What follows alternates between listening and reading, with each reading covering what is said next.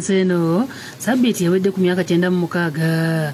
Gavumenti okuyita Musa Minisita mu kiteeso kyayo ekisiima n'okukungubagirira abadde Nnabakyala wa Bungereza ekyanjoddwa Ssaabaminisita Robina Nabbanja etendereza obukulembeze bwa Nnabakyala bwegambye nti baddemu ebibala bingi eri enkulaakulana ya Uganda n'ensi zonna ezaliko amatwale ga Bungereza. And harvests contributed immensely to Uganda's development and global understanding was exemplified by the ability to host international conferences and ultimately encouraged direct investment in tourism, among others. Honorable Speaker and colleagues, on behalf of Government of Uganda, headed loyal patron and president of over 500 charities, professional bodies, and public service organizations. Amali Muwanga Kivumbi akiikiridde akulira oludda olwabula gavumenti era nga ye ssente w'akakiiko k'ababaka bava mu Buganda yabazza Nnabakyala olw'ebyo byakoledde ensi ebbanga lyamaze ng'ali ku Nnamulondo.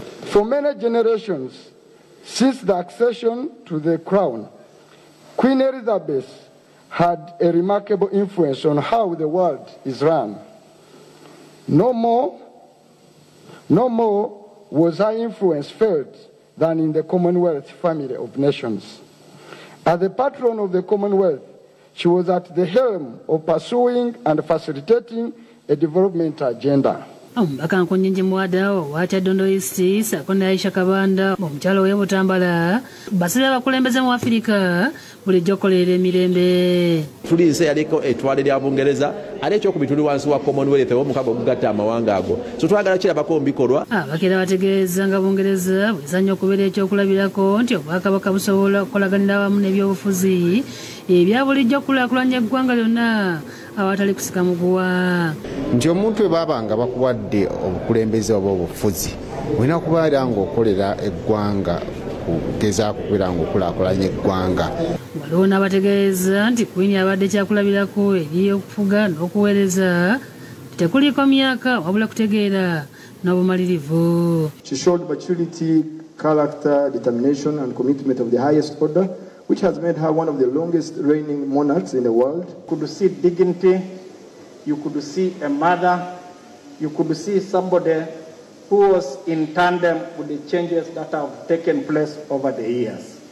Abaka abalala baliko bye boogedde nga batendereza Nnabakyala wa Bungereza bye yakolera amawanga naddala agaliko amantwale ga Bungereza. Wana amalwaliro gano ge tulabako n'amasomero ag'amaanyi abantu abo be baatandika okubikola wano. Wakati nga Paalamenti esiima emirimu gy'omugenzi abakungu okuva ku kitebe kya Bungereza mu Uganda nga bakulembeddwamu Kate Eri omubaka wa Bungereza mu Uganda, ambasada wa Uganda mu Bungereza nabo beetee mu lutuula luno. Obedi Lutale yakusakidde eggulu eno ku Bukedde TV.